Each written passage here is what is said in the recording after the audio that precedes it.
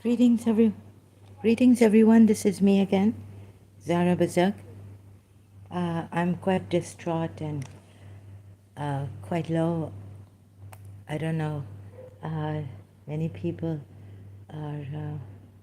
I just wanted to go to a land where there's no influence of any Muslim or even Agha Khan the fourth. First time in my life I've been scared. You know what? When the authorities in Karachi American School decided against me, not listening to me properly, I didn't even know what was going on. I mean, why I couldn't.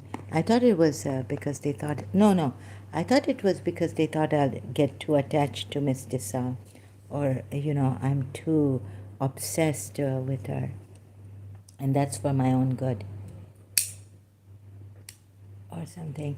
I tried to tell them that we can work it out together. She's been my family friend also since now 6 years. It's or in the sixth year, something or 6 years. So roundabout. So the authorities, the way they decided, very severing the ties, very like strict, very in a bad way. Now, so like that, it was terrible. I wasn't even, later on, what I found out they were trying to say I was. So they didn't want to tell me at that time because I was only 15 years old. And then later on, who knows, life changes. Maybe even if I'm not a lesbian, I could have become a lesbian. You put that scar on people, and that then they, I used to kind of have this in the air feeling that lesbianism, fear of lesbianism, and all that, that someone is trying to, or I can't describe this feeling when I used to even go to my therapist at that time. They sent me. So since 15 years old, 14, then 15, at 15 and a half, they separated me from Istisa.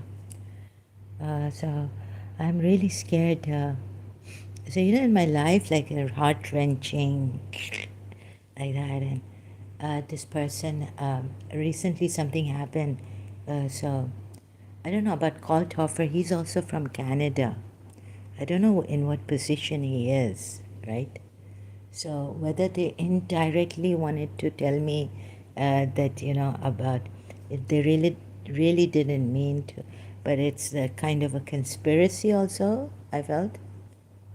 So whatever I felt, I don't know how far it's true or not, but a conspiracy against me. And so why would they send a young person, so young, and then my heart is closed, and evil. There's so much evil. I've just come out of a very bad headache, um, so I could feel like it's not me. I don't want this evil, you know. So that triggering things in me also. I don't know what they wanted to prove. I can't trust anyone. And if this person has been following me, then this person should also know that what I said about what's coming to me about His Highness Aga Khan the Third, that he got his Prince Ali killed, his son, in an accident, car accident, and all this, right? Not only that I respect, and I never said anything bad about His Highness Aga Khan before, but now I'm really like, these people in authority with influence. Um, and indirectly saying that using Salim Lalani and all this, so that I would feel bad. See how the person who came, tried to apologize here, and he's cleaned himself. And I was like, I'm going to feel so guilty.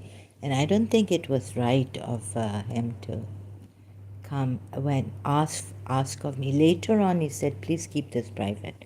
Now, you see, in the condition I'm in, it's quite unjust to ask the person to keep things private and things like that. they should know about my health, mental health, and that the demons or something that are attacking me, compelling me to do things, then I can't remain patient for a long time. Someone here, I get angry. They've seen that too. So, indirectly, like I wasn't the kind of person who does dishonestly indirectly. If you get it, you get it. If you don't, you don't. And it also depends on the person's condition, how you should reach out to the person. So all this, and the authorities, American authorities were terrible in Karachi American School. It could be the same in Canada also, and called Toffer. So this could have started like they wanted me to realize, sending you a young man who is that's not well, and yet he keeps going on in life. Life has a purpose, and you must do good. And so I was telling, but we don't show off and all this, right? Neither do we tell people indirectly. So there are some things like my mother couldn't do because she was on medication. Otherwise, she was a very sweet lady. She could help out and all this, but we don't show off these things. So then I had to accept that my mother could not do much. And she was like what she was like. So even my Christian friend was saying that we have to accept certain things in life that we cannot change. Prayers went on, and I couldn't accept it. First and foremost, we need to accept that this person has some demon or something in the mind, and then you bring out worst in the person by pushing them too hard. Like in my condition being like this, and you're expecting too much out of that person. Like this private, and later on, like I didn't even know what to censor because my mind doesn't work. Here I come here. I get up with asthmatic attacks, breathing problems. During sleep, when my eyes open, I'm not breathing properly. Oxygen is not reaching my head. Either my nose is blocked, and then I have this energy here. And no matter what I do, mantras, etc., and now I've started to do the Japanese mantra. I've started to do some other, not a Hindu mantra. So start to think that all these things are evil, and I don't maybe Paramahamsa Vishwananda also.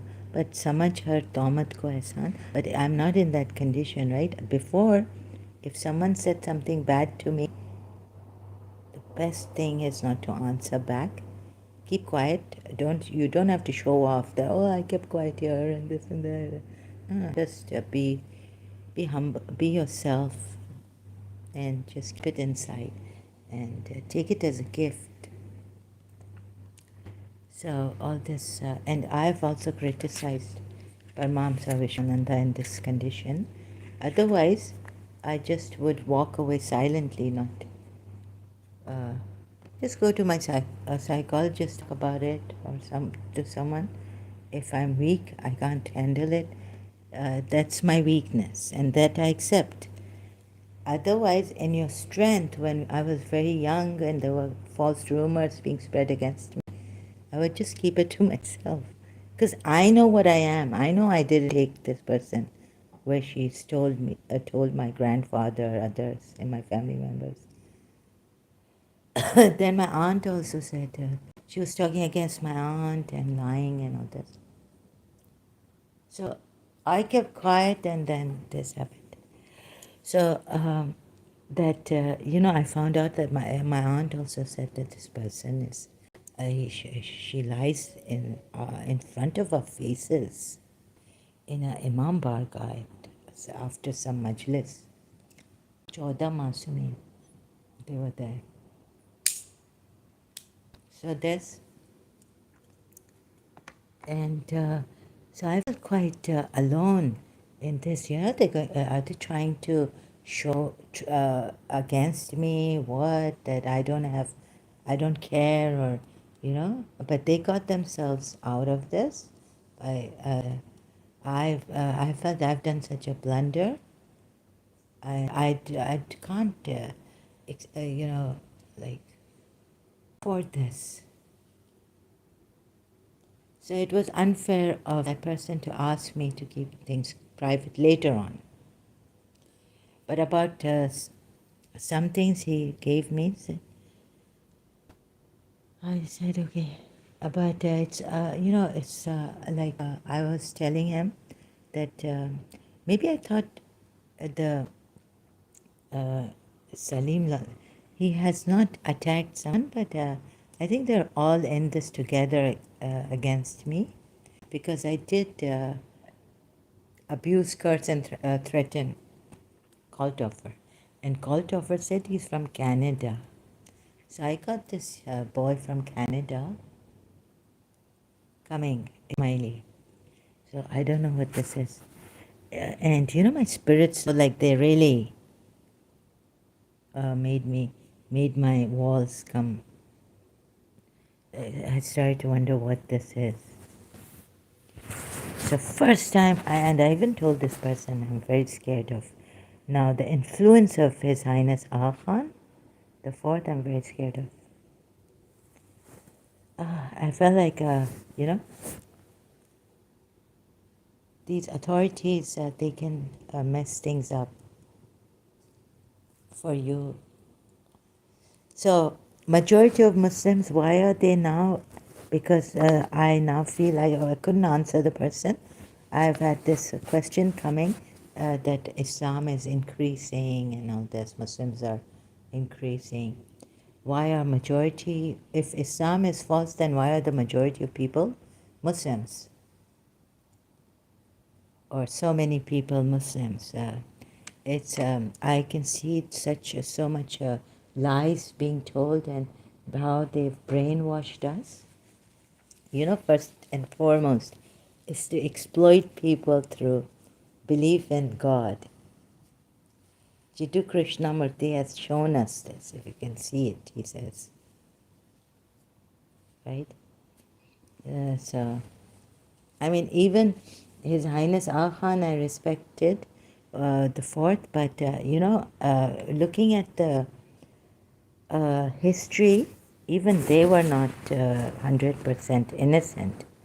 They had this assassins, and you know how people can play with your mind, brainwash you, exploit the name of Allah. Religions want to control you. Governments want to control you. High positioned, powerful people want to control you.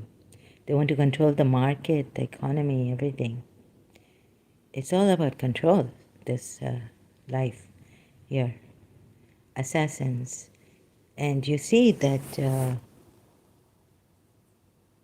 it triggered so many things in my past, and things that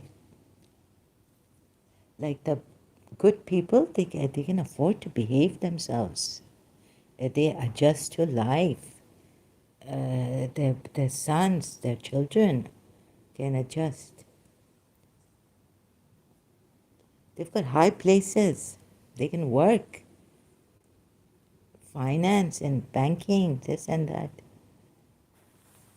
As for us, they would call us jungly people. So I said, please reduce your food intake. Better go to a jungle. If I could, I don't know why I get headaches and all this. I'd be throwing up outside. So, join the desert Bedouins.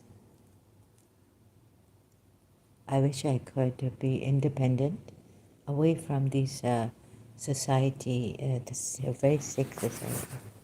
The Order of the Assassins. So you see how Ismailis are also brainwashed. This is what Salim Lalani was saying. Order. Sorry, I'm very slow. So I felt, oh my God, trying to, whatever they're trying to do, show against me, even if it's a conspiracy, I hope they fail this time.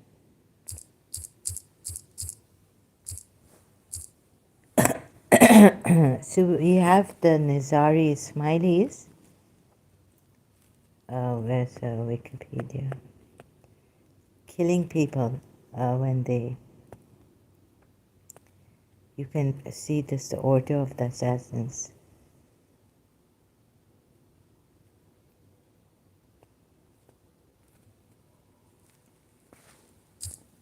So I'm really scared I really got scared of Agha Khan's influence.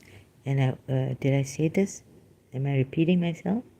Like I wanted to go to a land where there was no influence of Agha Khan.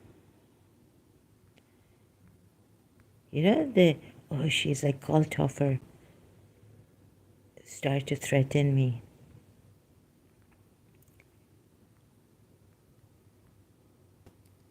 Oh, here it is. I think it's in the beginning.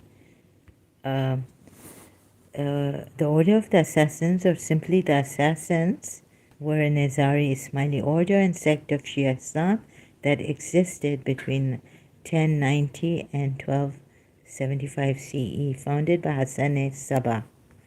During that time, they lived in the mountains of Persia.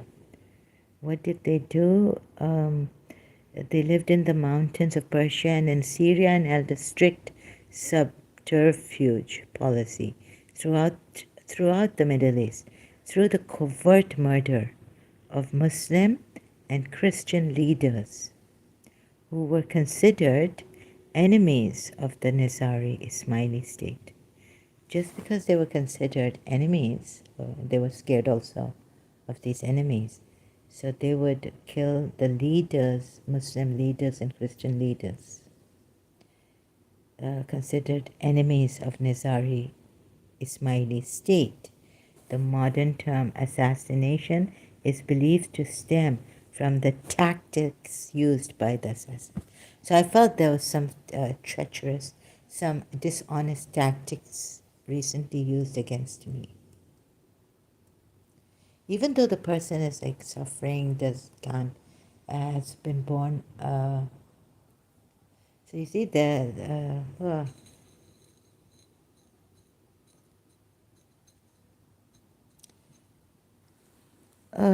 There, I don't know, conspiracy.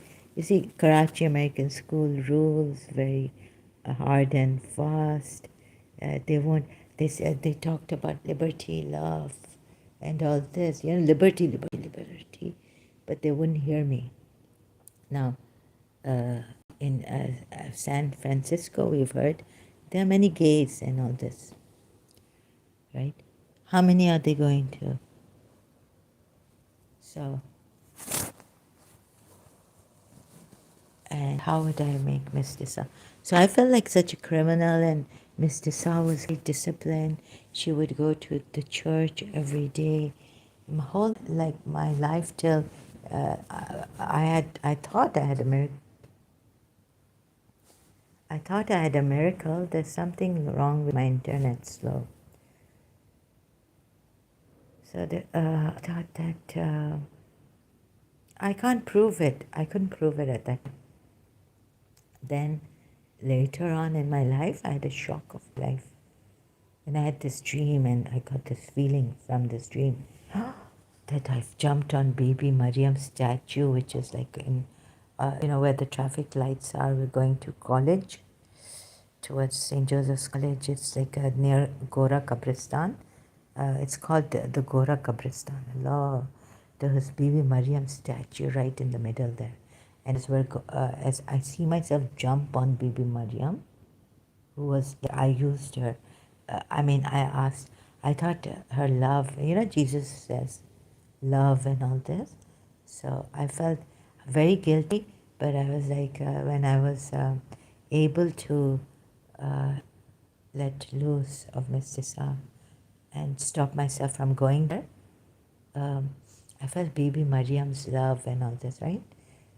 So I made her my guardian, my interceder, wasila. So I was like, don't ever leave me, Bibi Mariam, you're the best. Whenever I call upon you, you come to help and all this. My goodness, I was in second year or something in St. Joseph's College, and I had this dream. I slept that I'm jumping on Bibi Mariam's statue with a very bad, like lesbian, physical attraction. Oh my God, I was like, when I got up, when I opened my eyes, I couldn't get up. I was like completely shocked, absolutely I could burst. I was so shocked. I was like, what is this? I wasn't a lesbian, and this was like too much for me, like Bibi Mariam. So,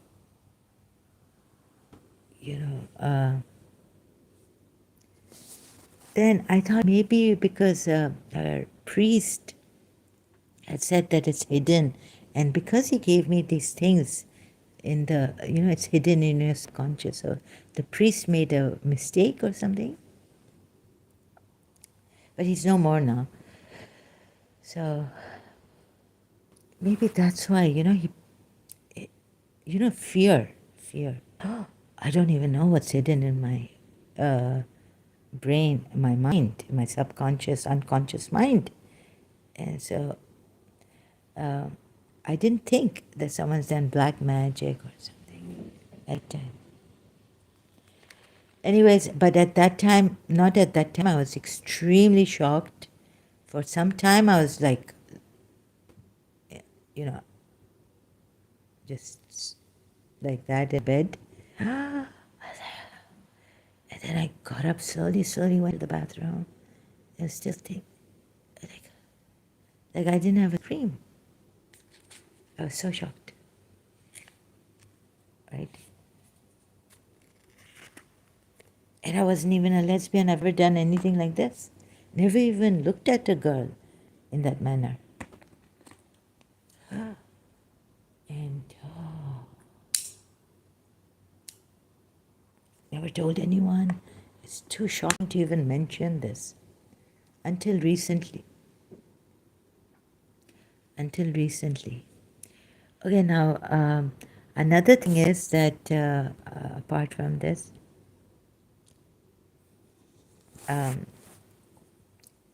from Salim Lalani, I learned that how brainwashing happens. I was like, I see Muslims being brainwashed, and myself, like some time ago, what was it?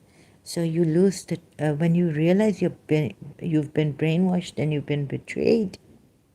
Oh, you can't trust anyone. It's a deep betrayal.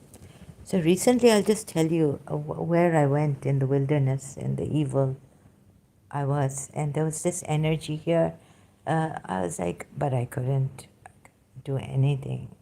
Headache, I was constant, and also this evil thing I was, and it's in my brain. It's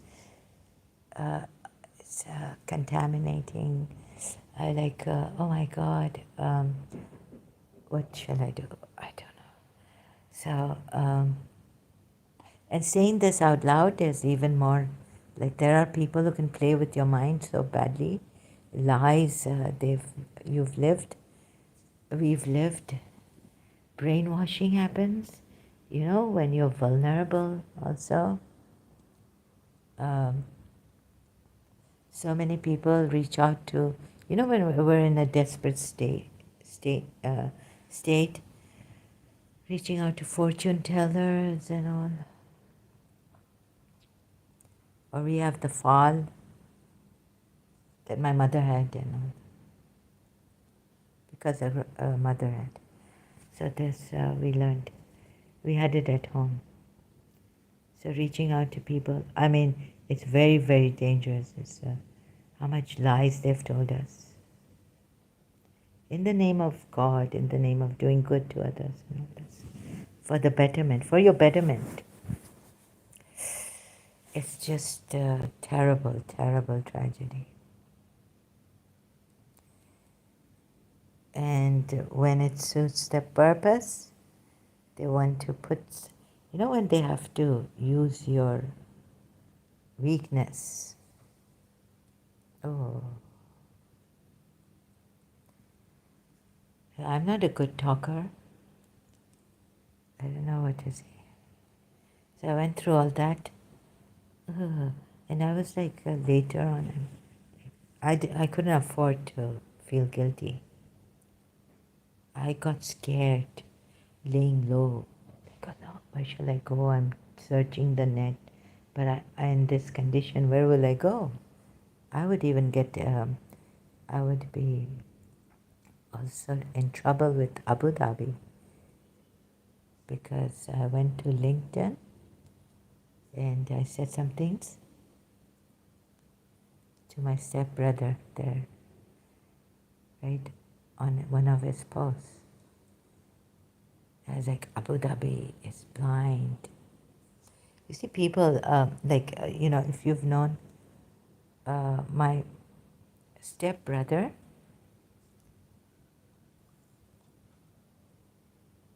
his mother was horrid, abusive, throwing pots and all this, and very abusive, very bad language used. Now it's nothing for me, but before, at that time, it was, oh my God, what kind of language is this? I had to go to my father's other house because of emergency or something. I didn't have the phone number, so I asked the driver if he knew where Daddy was. I thought he would be at some club or something. He said, no, he's at the other house. He said, I know where the other house is. I can take you there. So I just wanted to meet my father and talk to him. At that time, we didn't have mobiles, right? So I went there, and this other wife I've first time seen, she's come out on the terrace, and she throws pots from there, her own pots, plant pots, throwing at me, things like that. So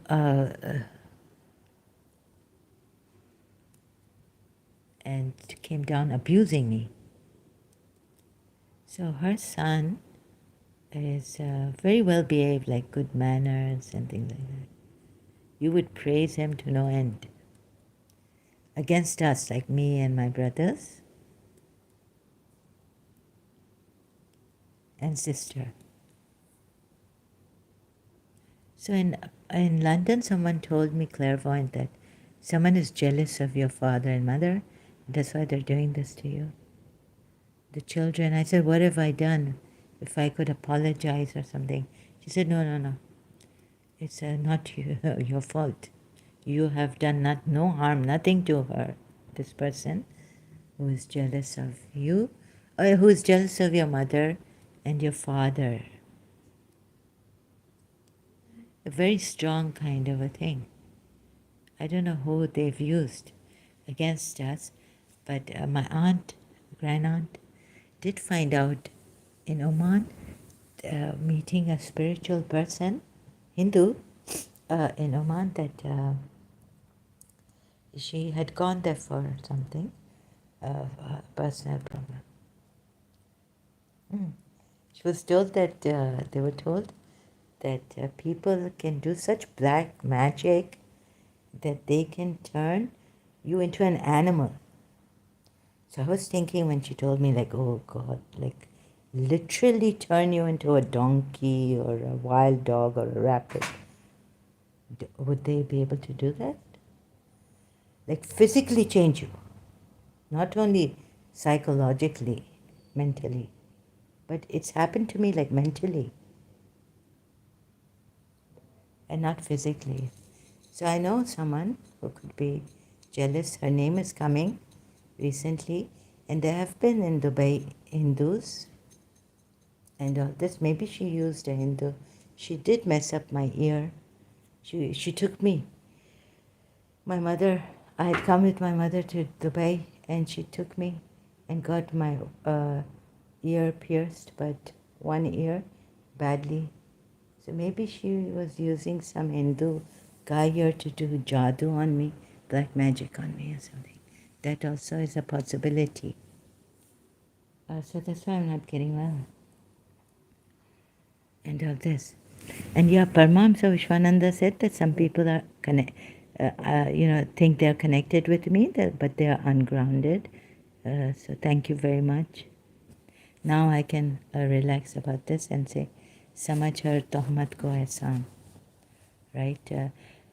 In some things I'm unable to. I tried my best to be humble in life, to be a good daughter, to be, if I get married, to be a good wife, to be a good sister, eldest sister, and to be, thinking to be a good mother for my children.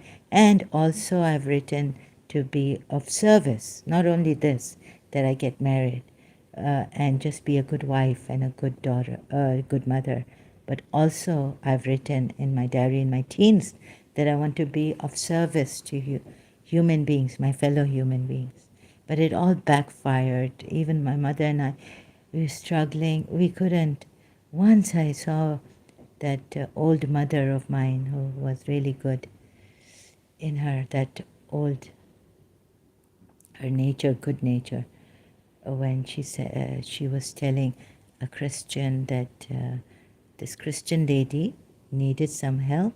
So she was saying to my friend, Christian friend, that my friend, she called that Christian lady her friend and said, my friend needs help.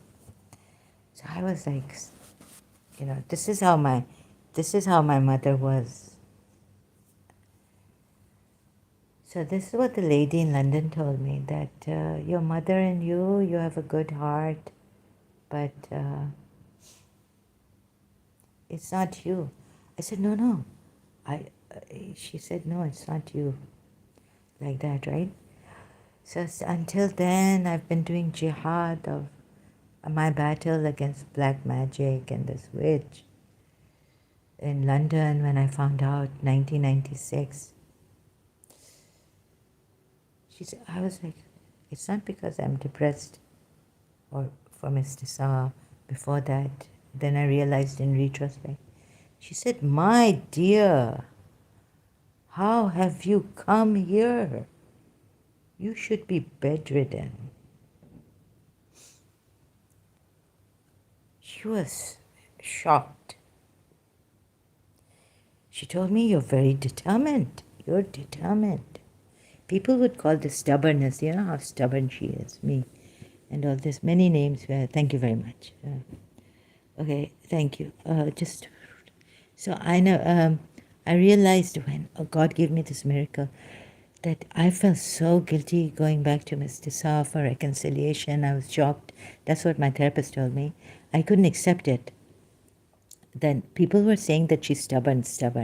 That's why she's going back. But I felt guilty, and I went to correct things, but it would backfire again and again. She wouldn't talk to me. My teacher was a family teacher. So it was just backfiring bad. It went out of proportion, things. So I've always wanted to do good, but मेरे नसीब में दोस्त अच्छा ही नहीं, struggling against good. I just leave it now. Muji Baba. So yesterday when I had the headache, I was like, don't look at the evil that's attacking you and making you feel, giving you this stubborn feeling that I will never forgive. Things like, oh, it was terrible torture. It was such a bad torture. My head was tortured. My being was tortured. So I said, I remembered Muji Baba. I think Muji Baba says, don't pay attention to the mind. This mind will attack you. So pay attention to this pure awareness, what is here. So instead of, paying attention to the ego also that we can't control, It takes many methods or many years, one method with many years. You can't control. So if you're looking at your ego, I felt, oh, so that's why. Like, if a master tells you that your ego, your ego, your ego, and he makes you pay attention to your ego and always be in fear of that ego, you will never come out of it. So maybe it will take a long time, and you have to surrender either you surrender to the master, because I think the Vishwanites, I don't know, they say that when we feel, yeah, I also had this problem, in my earlier years, the negative thoughts coming. So thinking, am I the negative thought? Because I don't want this, but I was too. Or, then, yeah, there's something when you do some good to others, if you feel you're good, then you have this, all of a something bad happens to you, and you don't react, you don't respond, but you react, and you feel very guilty. Another thing, or then we go into this self-pity thing, that, oh, I've been so good, why me? Why me? Or I've tried so hard to be a good person. And here, 5 minutes ago, I was in my room telling myself, even if the taxi drivers misbehave with you, just keep quiet. It's not the end of the world. Don't hurt yourself. Don't get hurt. It's their thing. It's not your thing. 5 minutes ago, and there I go, and then my mood is off, and I'm getting angry at the taxi driver. So, or I'm restless, my condition, and I'm not angry at the taxi driver. I'm like, please, can you just go forward? And he stopped and doesn't move. I'm saying, no, I'm not taking you I was nice, cool about it, but he wouldn't move. So I had to leave the taxi because I was restless and I got fed up. I didn't have patience. Yeah. So like that had happened. And I'm like, oh God, feeling guilty again. Okay, and he told me he would get into trouble if I leave. You're going to, he's going to get a fine here. But I left, and I'm like this, right? So one thing is that either we are divine, and we need to realize this, like Muji Baba leads us. So, and you can see where it's the ego and where it's you. But why this ego? Why is this ego? So, if you want to know why this ego has developed, how this ego, the I develops, the I, me, mine, then you must read Jiddu Krishnamurti. So I've read Jiddu Krishnamurti, but sometimes I cannot grasp this thing of why this ego? Why are we so ignorant? Maybe out of ignorance comes ego, the structure of the ego. So I must listen to this on guilt and its relation to the ego. So, we'll be going round and round in circles about this if you don't see it. Maybe I will leave in on this. If he blames human beings, then I will not agree to Jiddu Krishnamurti. Because I think this ego is not or what is it? Human beings, the mind. But if he looks at a part of this mind,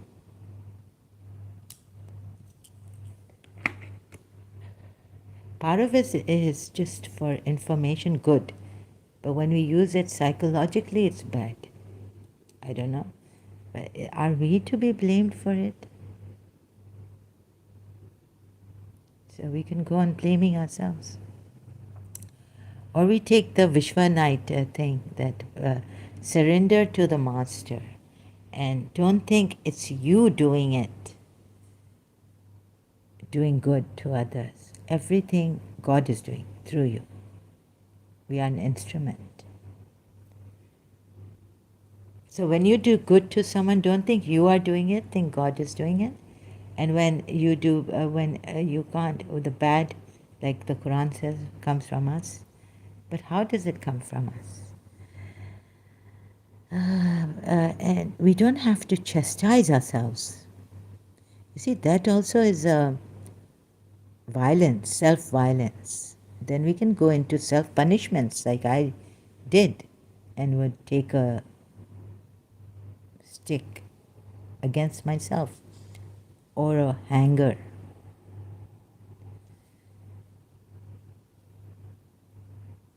The Indians show you do meditation. That's also a method. Even, but on that also Jiddu Krishnamurti says it's violent methods used. On meditation, I think Jiddu Krishnamurti says that meditation is not sitting there trying to stop your mind or something.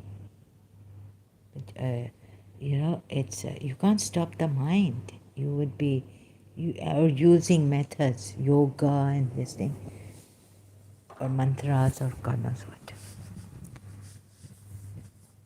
So these are all violent things we're using. So everything has become evil for me.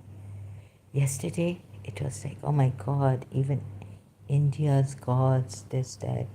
I saw all evil. Not because of the Quran ayats, even Islam. So back to Islam, why? You see, people, how Islamic history has made you, brainwashed you to thinking this is okay. Because in Surah Hashar, like when I saw this, I was like, and what were we told as Husseinis, Shias? They went all avenue of peace. But here, the Husseinis even will tell you that it is okay. And when I give the Husseinis, Surah Azab ayat also, 60, there's 61, they say it's okay.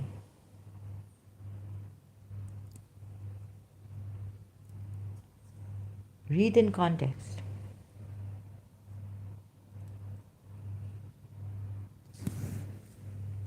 An assassination attempt, Allah is used.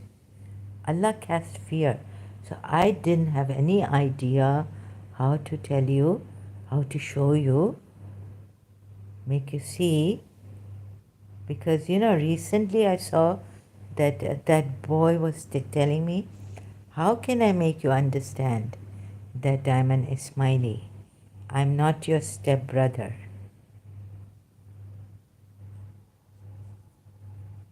Right? I'm so far gone in that mental illness or delusion that even at the end, it was at a funeral or something, or he's telling me, how can I tell you? Although he was the first to write to me again, because I had to make a video, delete it, private or things like that, because in that also I've shown some personal thing. So, I said, you have hawk's eyes and memory. So, reminded me of the assassin. So, many have gone mentally ill in this, right? So now I need to understand that I'm mentally ill in other ways. You are mentally ill in Islam, in your religion.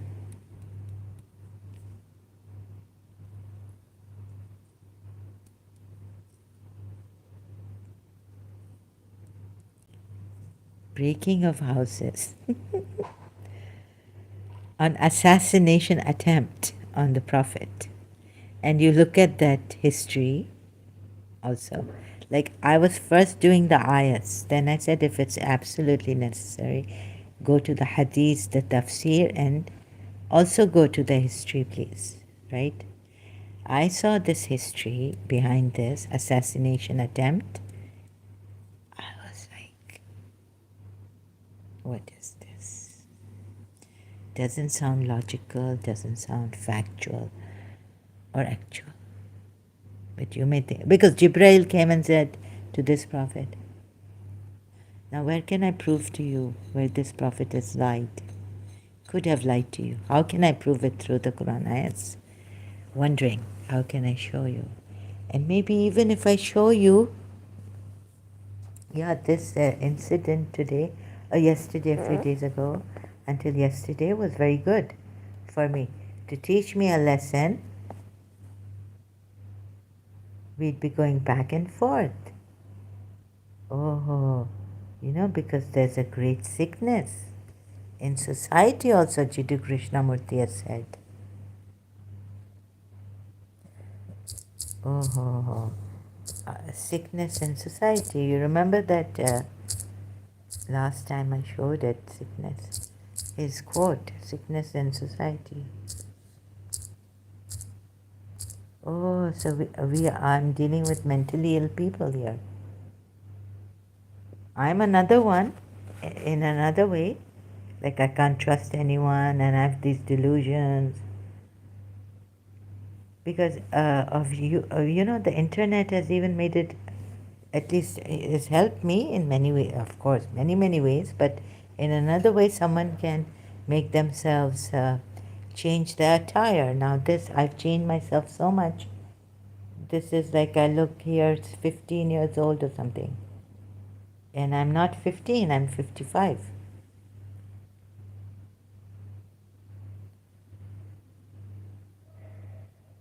'54, 55. I will be. It is no measure of health to be well adjusted to a profoundly sick society. I'm dealing with mentally ill people. And no matter how much I show you, you won't be seeing it. You will be like me, giving that person a hard time.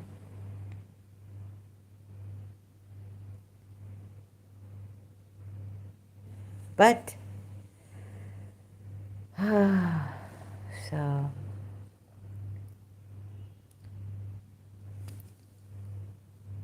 what shall I do? Shall I stop the work until I get well? And even when I was normal, the society was pushing me into abnormalities. When will this end, please? I wasn't a lesbian. Made me a lesbian. Gave me that feeling for the principal or someone, 36 years older to me. 3 sons. I could have married her, because her middle son is older than me. And like, why this? So, according to Islam, they would have, but we didn't do anything. But, this feeling coming. So I'm thinking, I'm not like this. Maybe my past. Then I had been told by a yogi in Karachi that it could be reincarnation with Mr. Shah. So I was thinking maybe it's reincarnation and all this. So how do we, so I will be, we are sick people, we need to accept that, mentally and mentally sick. You see, and it's very, very dangerous. So the internet, you can change faces. So there's this problem, like I couldn't trust. If someone looks like my step brother was younger, but when he was much younger, and I could, put his picture like black, little, and you can even change your bones. the structure of your face, your nose, the structure of your lips, your eyes. You can make it bigger, smaller. Now we have all these features, right? Picture it and this and that. So, and we can even change our accent, our voice. I was just checking that day a long time ago. Haris Sultan has said, if you're ex-Muslims and you're living wherever you're living, and if you want to come live here, he advises us to change our voices. So he told us about this where you can change your voice live, coming live. So I found something like that, changing my voice. But I couldn't use it. I mean, what happened? Some problem happened using that feature. So it was just kid, man, and I can change my voice here.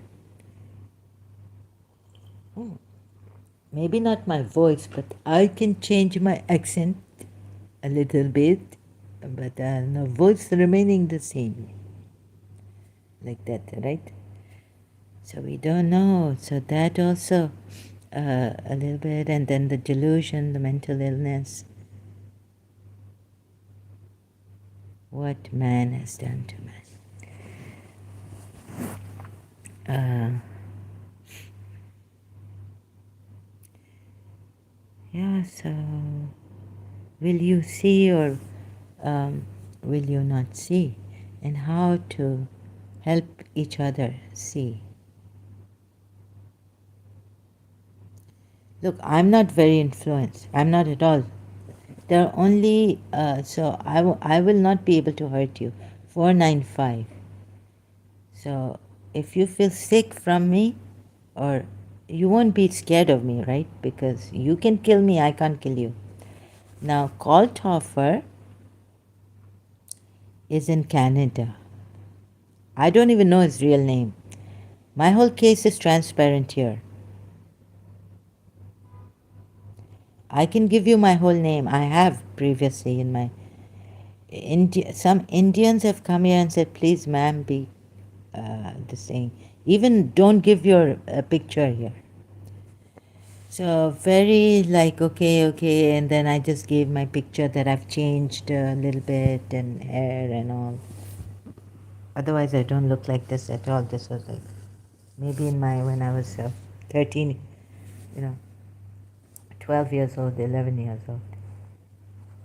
I had my hair straightened and this shortcut. But I said, I want to give you trust. I want to be transparent, even at the risk of my life. And I don't use tactics. Indirect, even I don't use. So I will not be coming after you indirectly. I'm very straightforward. At least by now you can trust me on that.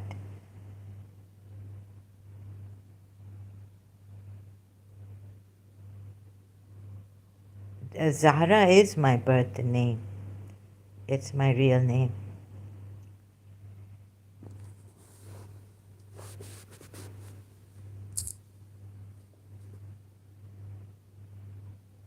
So you don't have to get me physically, right? What I'm doing. And Call Toffer, he has many. He can use a robot here. Send a robot. He's in Canada. He's got many resources and all this. He's got a family. He's maybe in a high position.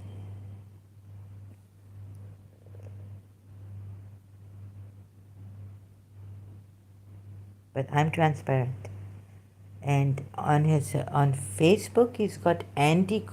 He came as Andy Coffer. And here is Call Toffer. And I don't know much about him at all. But I'm very transparent, right?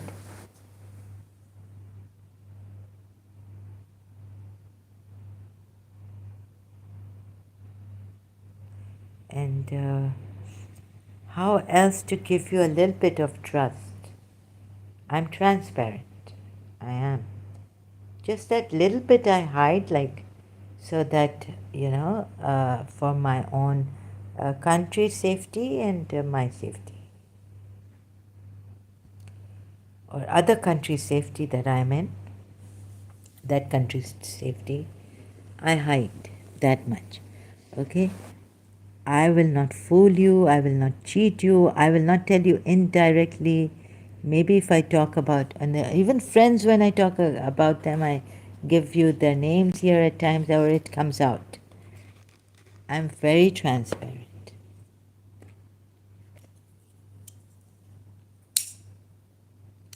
My other channel, that's my great grandfather's name on Zahra Jawad. It's not my family name, but my great grandfather's name, Jawad. And as for Kalthofer saying I'm lying and I'm not a Shia, like this one person came and asked me something. And this one lady asked me, you know how we say in Urdu, akika? Now I've even forgotten that, what you do to little boys. You know, when you cut their, what do you call it? Now she was telling me over the phone here. And I was like, what's that? What's that?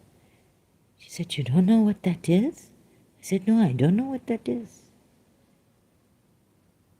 What are you doing recently? She said, I'm doing that. I said, what's that? She gave the name. She gave an Arabic name for it. Oh, God. And I could understand.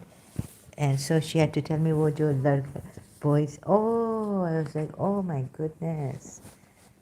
No, no. And I didn't even remember what we call it. I was like, oh, but we call it a different name in Pakistan. What is it called? Akika? See, that I forgot.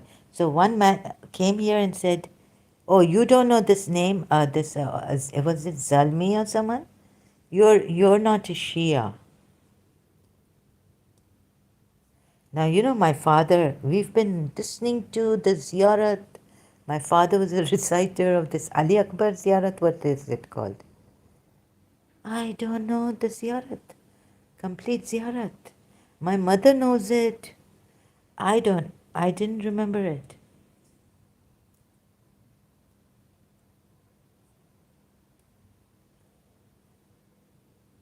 Like, it's like, Assalamu alaikum ya, Assalamu alaikum ibn, Assalamu alaikum ibn,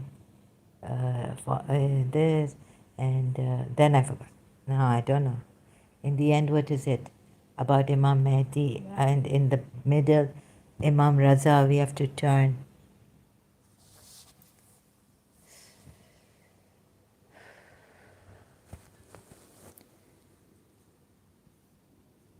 So, what is it?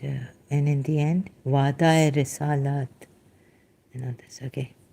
So, I'm not a fake Shia. I wasn't, I was a Shia. It's not that I'm lying.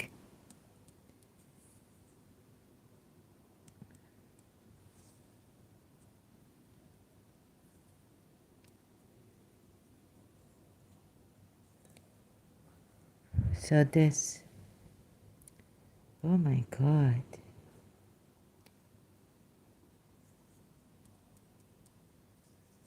I've even forgotten the dua of complete in Kunut.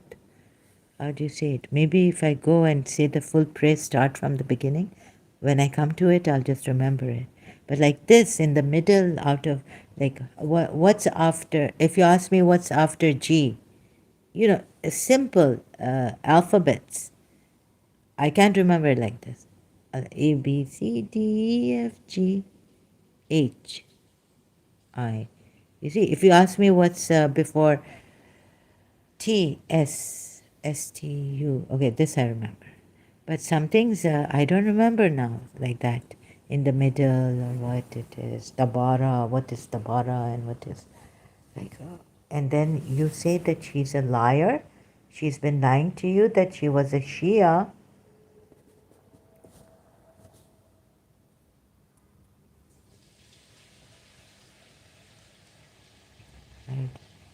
So why are so many Muslims? Because it is a Sikh society.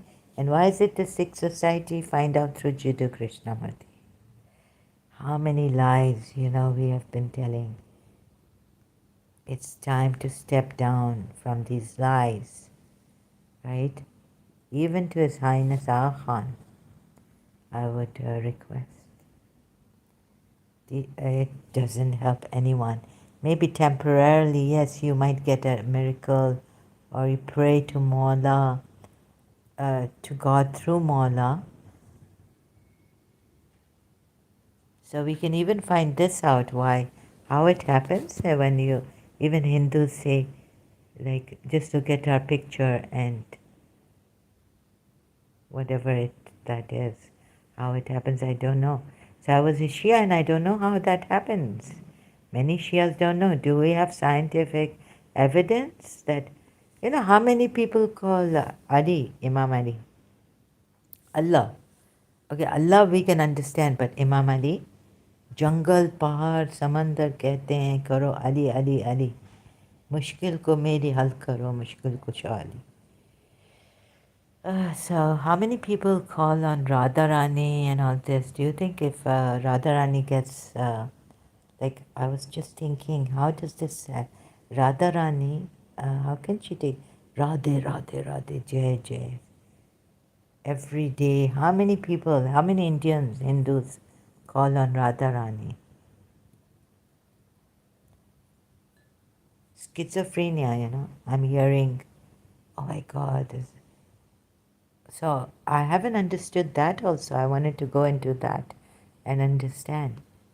It's like Allama Hili, Sayyid Yusuf Zaidi told me, this person, Shia, he was at simultaneously two places.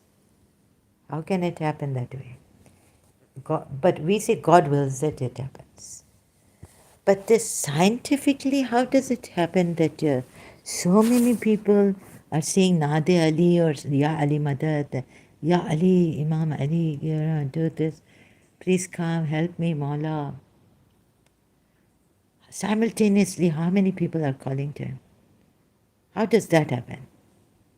He can hear that. So many people.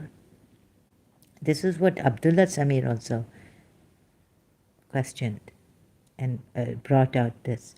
I was like, yes, I was thinking of this. When I was a Shia in my later lives, when I had gone crazy, voices were coming and all this. Scientists are going to say, how many people call on Jesus Christ? Not God, Jesus. Now, how many voices at the same time? How does that work?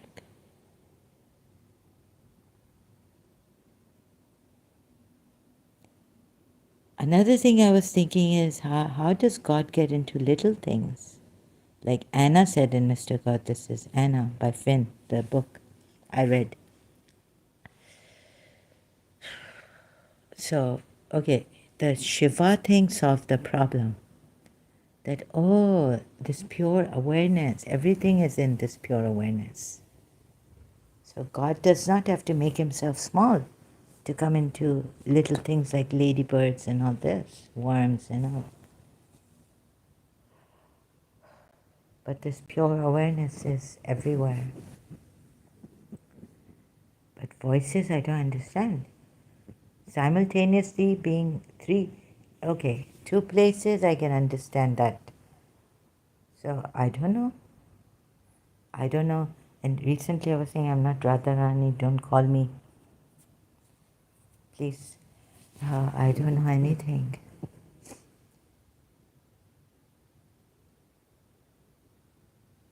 So I was hearing voices. I said, please don't call me Radharani. I was in a very bad mood. I was like a monster. Very negative.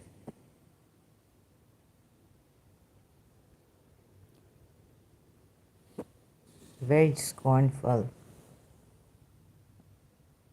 Now, Shias, hello.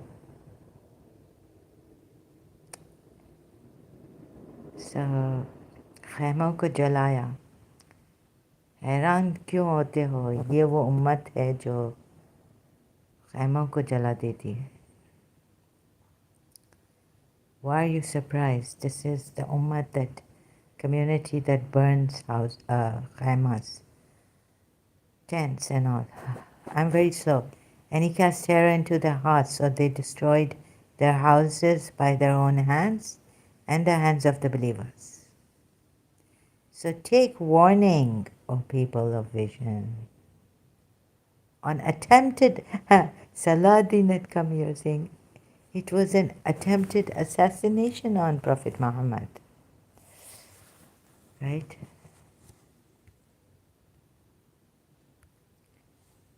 I wish I could read a little bit of Jiddu Krishnamurti, A Sikh Society. To adjust to the Sikh society, profoundly Sikh society. So if you don't feel well adjusted, take heart.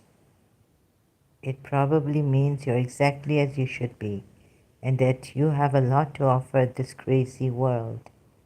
Thriving in a Sikh society. Sarah Simpson Counseling. People are doing this is very good. This is not J. Krishnamurti. So no, it's a blog. Very good. Thank you, Sarah Simpson. Philosopher Jiddu Krishnamurti once said, "It is no measure of health to be well adjusted to a profoundly sick society." So if you don't feel well adjusted, take heart. It probably means you're exactly as you should be and that you have a lot to offer this crazy world. It's a beautiful place to be, yes, but it's also a terrible place, and it's getting worse. If you're at all sensitive or have just one artistic bone in your body, this world won't just break your heart, but shatter it over and over again. Very well, this is how I feel. Last night also I contemplated on that, so words are given to me. Some people respond to a sick society through activism. They will tell you that your lack of action is part of the problem. But everyone responds differently to insanity, and their response largely depends on two things. First, how much energy do they have? Most people are exhausted, like I am. Despite technology's promises to save us time, it's actually made us busier, more scattered and less comfortable with slowing down in a way that would allow us to recuperate from all the busyness, not to mention our largely sedentary lifestyles and unhealthy diets that keep us feeling lethargic, if not downright depressed. Second, what do they believe about their ability to effect real, lasting change? Most people simply don't believe that they can make a meaningful difference in the world. This isn't a belief you can talk, or more importantly, guilt them out of. It's the result of many years of conditioning that probably started in the family of origin, and to shame them for it isn't fair. In fact, those people need extra compassion. It's painful to feel ineffective, to feel like no one cares. And in many cases, it's not just a feeling when it comes to the ones who actually can effect change, i.e., those in charge. Nobody does care. Clean air, free healthcare, a relatively comfortable existence for your children and grandchildren? Go suck an egg. Add to this the fact that we're constantly bombarded with messages about how we can be better, stronger, faster, just so we might keep our heads above water in this not so world. And it's no wonder people aren't raring to effect social change. They're too wrapped up in trying to change themselves. Mainstream advertising is an obvious example, but a quick scan of recent titles on medium.com also tells me that my approach to life isn't optimal. 30 excuses stopping you from living your best life, 30 solutions to overcome them, 6 important questions that will improve the quality of your life, 6 ways to live boldly and passionately, as if your life depends on it, and 7 things that happy people do differently. Visit the site tomorrow and you'll probably see a whole new slew of similar how to articles, many of them with numbered list of things that you should do, written by people who stake their credibility on the number of followers they have and the amount of money they've earned. I've been compelled to read such articles time and time again. Clickbait. I rarely ever feel better for it. Most of the time, it's a comparison trap. And as Jean-Paul Sartre said, comparison is death. Can't pronounce his name. Although I had his book, nothing. Comparison is death. The second we expect ourselves to be like anyone else but ourselves, as part of us dies. Pay attention and you'll feel it. In those moments, we lose touch with everything we have to offer that no one else can, because no one else is like us. We are all snowflakes. Damn it. So, whenever you feel insecure, demoralized, depressed, irritable, or some version of there's something wrong with me, remember that you're basically living in a cuckoo clock, to quote Homer Simpson, and that everything sweet and wise inside of you is probably on some level responding to that insanity in trying to survive, let alone thrive. In a sick society, you're attempting something that's incredibly difficult. Hats off to you for hanging in there. Yeah. Thank you so much, Sarah Simpson. So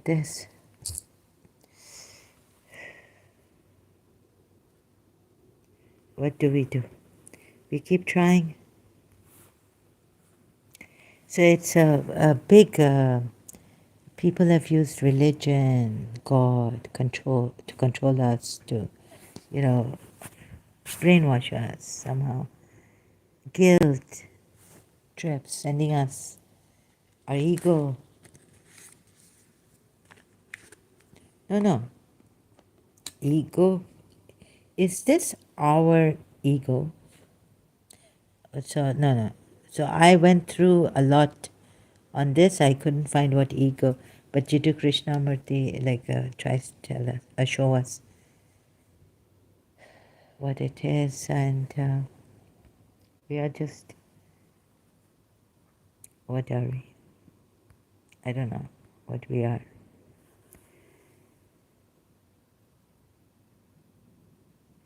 So how to become healthy, not sick?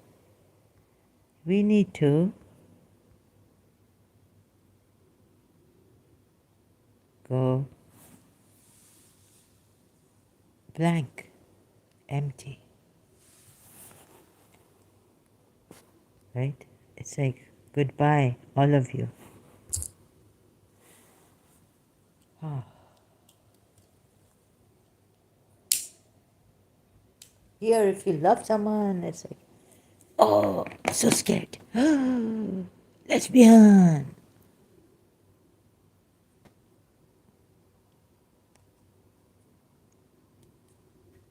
So, I mean, Christian lady.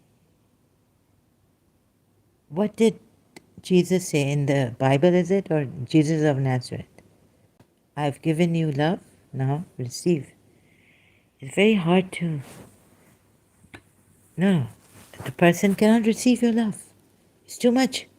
Too much for this person. She cannot receive it. What's wrong? Oh God, you're going overboard with this person, giving her too much love.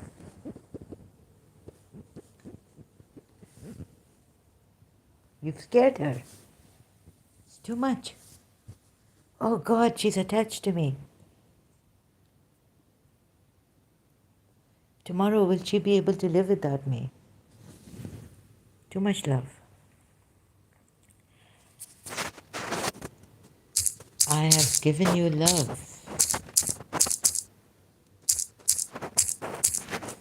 What did Mother Teresa say? Is it hard to receive? I've given you love. Now go and give. Receive my love. Receive my love. Receive my love, Jesus said. Right? What did he say? Receive my love. Why is it so? But when Jesus says it, of course, he's not well. A new commandment I give you: love one another as I have loved you. No, he tells the disciples now, what you have received, now go and give. Oh yes, but Jesus Christ. Sometimes, if we have love, Father, it's very difficult to receive love. Some people, that they even, I got closed. I couldn't receive, sometimes later on with the, I couldn't receive anyone's love. Made me very unhealthy. My neighbors were, Miss Desa's neighbors were complaining. We're giving you love and you're not receiving us. But you are going to that lady whose door is closed. Problem,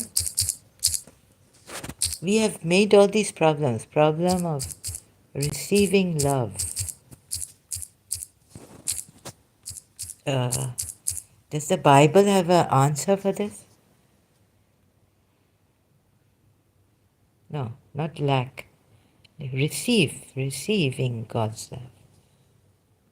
God's love for us is a deep revelation of the most important thing we can receive. Lack of knowledge. Falling can hinder us from receiving God's love. In Ephesians 3:14 to 19 verses, you will observe that God's love isn't just one-dimensional. There's a height, depth, length, and breadth to it. Michael Bolton has sang, what has he sung? You wouldn't know love if it knocked down your door. There I go, trespass. Please take her to the police. Put her in prison. Miss Desa's calling my father. What shall we do? Send her a lawyer's letter.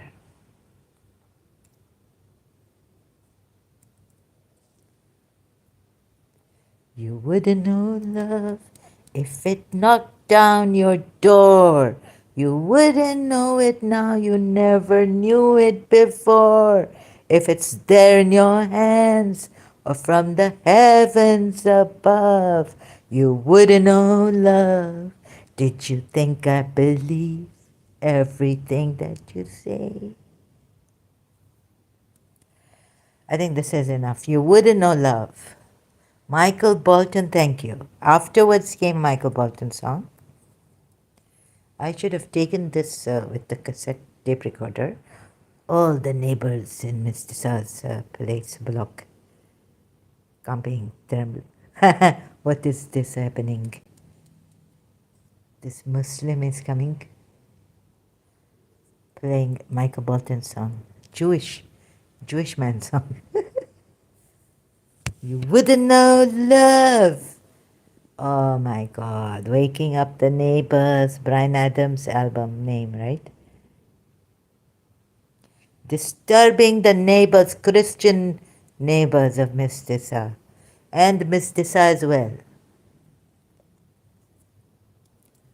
You don't know love, you want to build dams and all this. You want to put the lid, and you know when you shake the champagne bottle, open it. Seen it in movies happening. But that doesn't scare you. Ooh, so much waste. You're celebrating.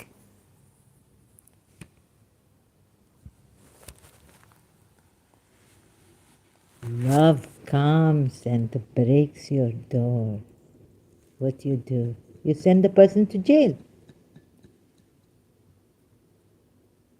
Or you get a lawyer, you write a letter and you say, this girl, I saw her perturbed since childhood, and now she has broken my door.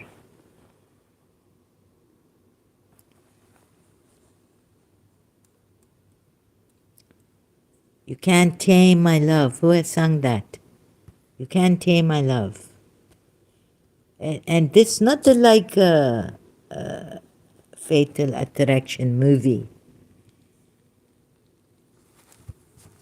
It's not that kind of obsession. So you can't tame my love. This song also came. You can't tame. You see, you people don't know. Why don't you know? Paulo Coelho said it.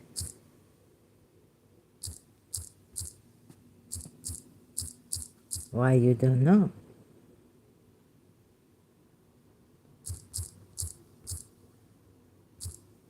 I don't know who sang it. It's not Zara Larsson. Katrina and the Waves, I think. Yes. Can't Tame My Love. Katrina, I remember that.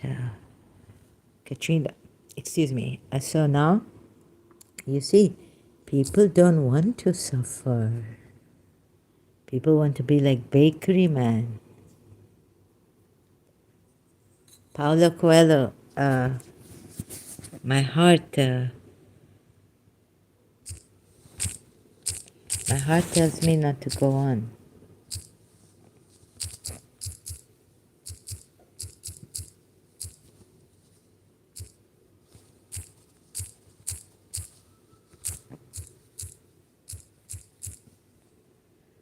The Alchemist.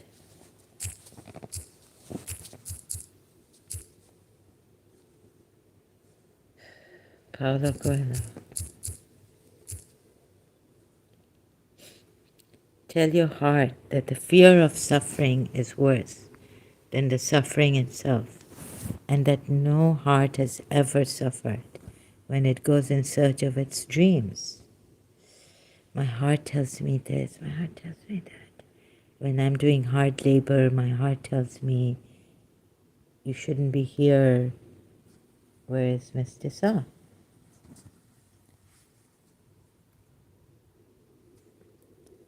Goodreads, thank you. My heart is a traitor, the boy said to the alchemist when they had paused to rest the horses. It doesn't want me to go on. That makes sense, the alchemist answered.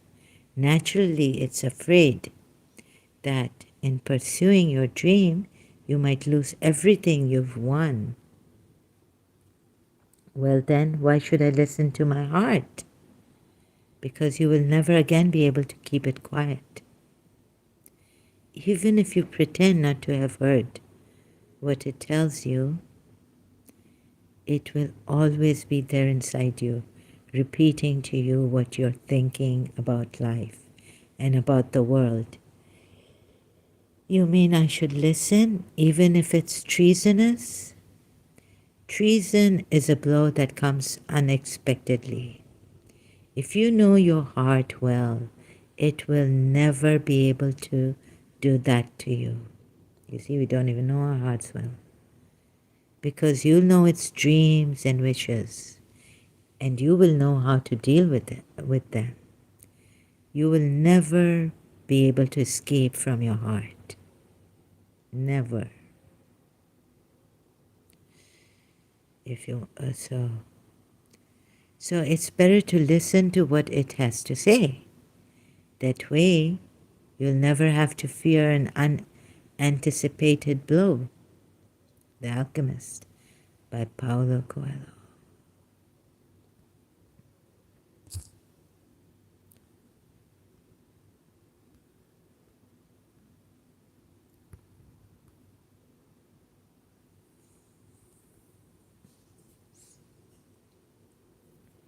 So there's no therapy No therapy can work on this to make you stop you from, you know, I tell you, no therapy. 5 years, 6 years in therapy stop me from going to Mr. Shah. But my therapist also said that who is stopping you from thinking about Mr. Shah? जितना stop करो उतना ही ज़्यादा जितना torture करो self torture no matter how much you do that still goes back to that place Mr. Shah's place.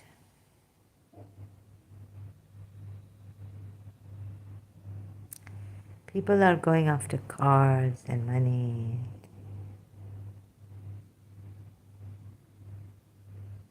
And my cousin said, is Mr. Shah your... people have had divorces after many, many years, 30 years of living together, 40 years, 50 years, right? What is Mr. Shah to you?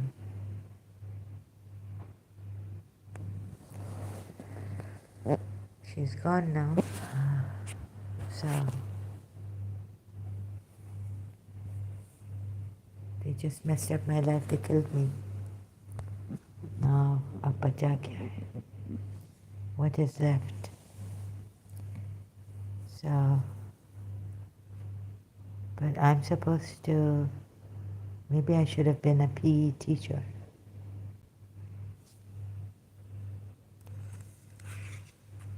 Supposed to work, earn money, give something. So this.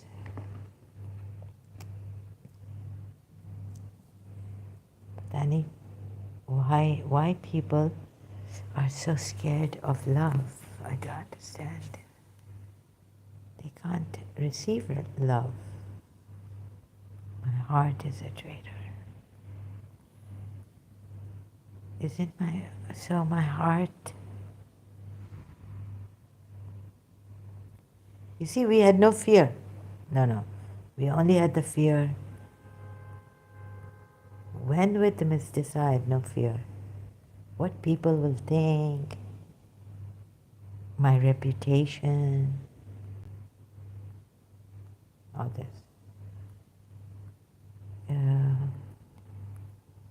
So, in this, what is this pure love? Like Michael Bentine has written in this about pure love. A shy guy, but I can find it.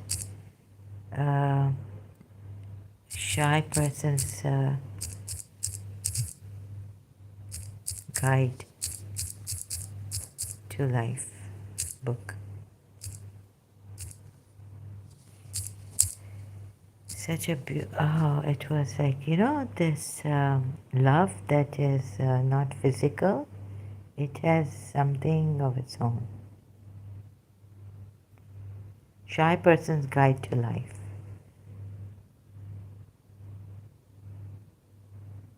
This book I had. In it there's a quote about pure love.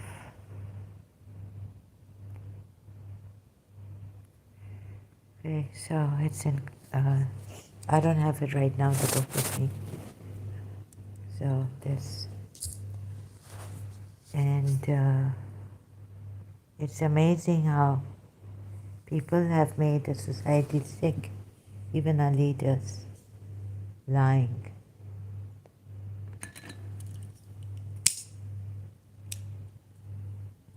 You see? Which part of the brain has this really? I don't understand. So,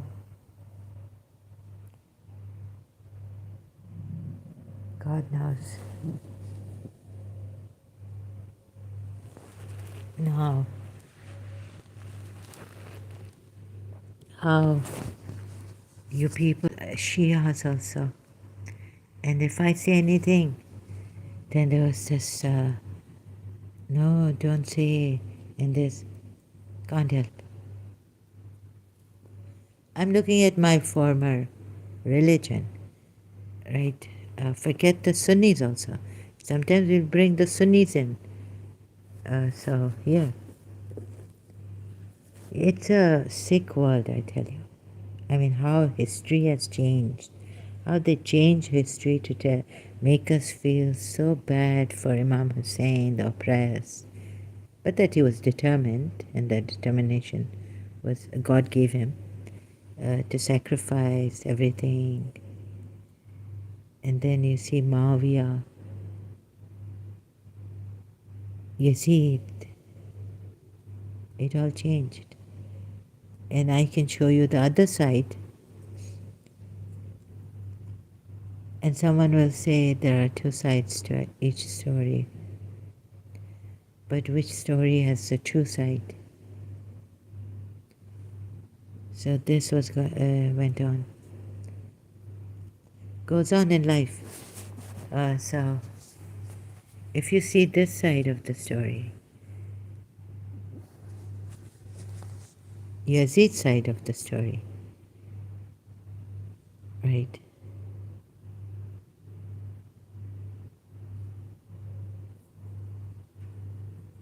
Just put yourself in Yazid's shoes.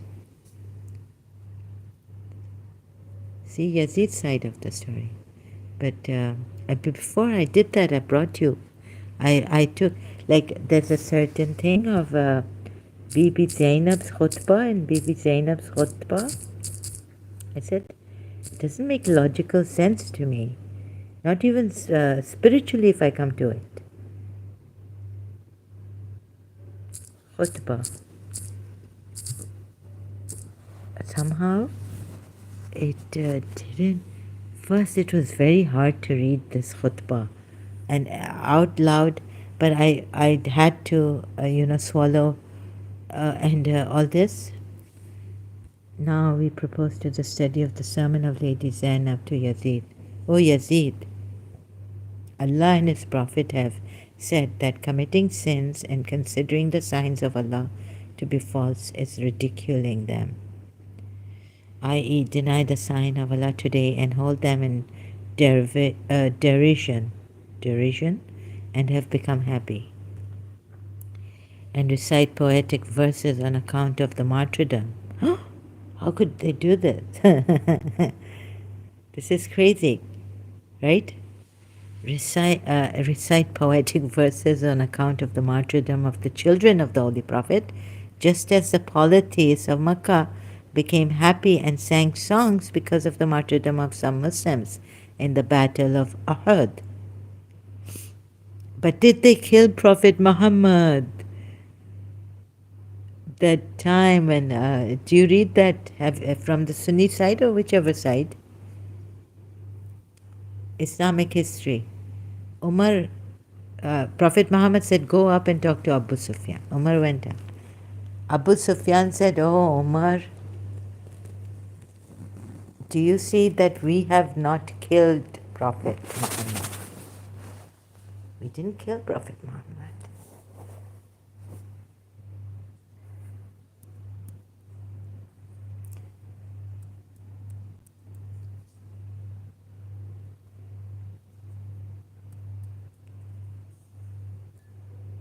Okay. They didn't kill Prophet Muhammad. They didn't take his daughter, right?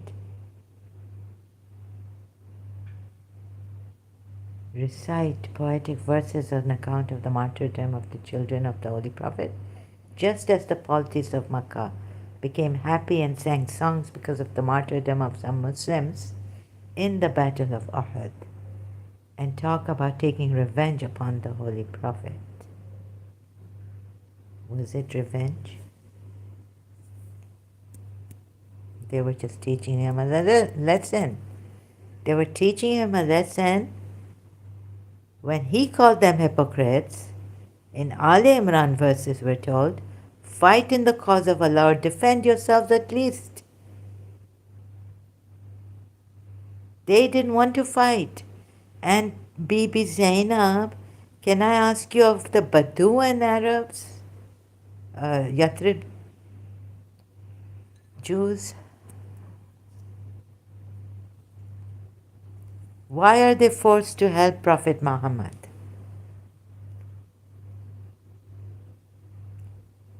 Question yourselves, Shias.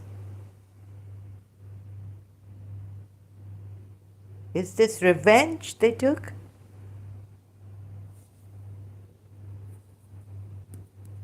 You didn't take revenge from them. Surah Tawbah. Finally, you finished all of them who said they are polytheists.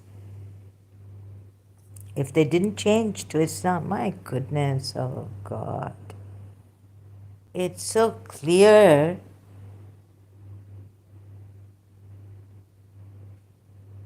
But you don't see it.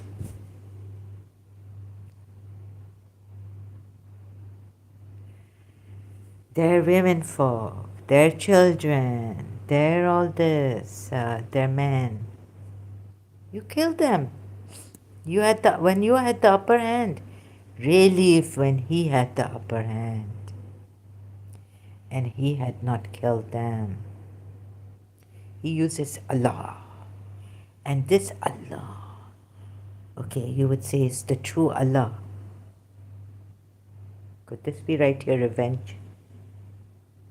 Taking revenge? Or teaching them a lesson like you say, defend yourselves.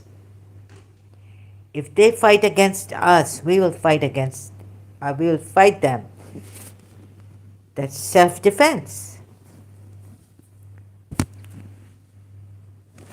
You see in the Quran ayat some of these hypocrites that we are told are cowards, frightened, running from a lion. They don't want to fight. They will fight. Like they are so reluctant to come to fight. They're saying no, no. But the ones are saying so many ayats in the Quran. Surah Fat ayat. But the ones are saying we don't want to go. Our houses are exposed. Oh, what's going to happen to you?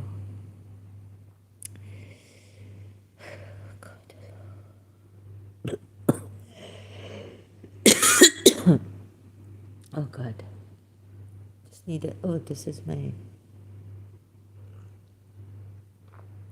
I woke up again. I haven't finished my tea. It's become cold now. Oh my God. Do you see how his. Oh my God. Oh my God. I'm so shocked. Oh my God. You people couldn't see it. Okay, I need a break.